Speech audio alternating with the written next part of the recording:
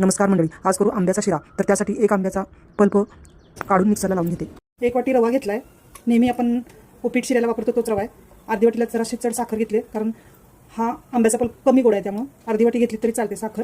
आणि गोड आवडत असेल तर जादा घ्यायची. 1 वाटी आंब्याचा पल्प घ्यायचा आहे, म्हणजे 1 बाउल एवढा. आणि हे मीठ चवीनुसार थोडंसं घालायचं आहे. तूप लागणार आहे आपल्याला. तर इकडे मी कढई ठेवलेली आहे. कढईमध्ये मी आता तूप घालते. 2 चमचे तूप घातले. त्यात रवा घालते भाजण्यासाठी. तुपामध्ये छान भाजून घ्यायचं. रवा छान भाजलेला आहे. त्याच्यामध्ये आता मीठ चवीनुसार घातले. साखर घालते. परत हे हलवून घ्यायचं. छान भाजून झाले. आता पल्प घालायचं त्याच्यामध्ये.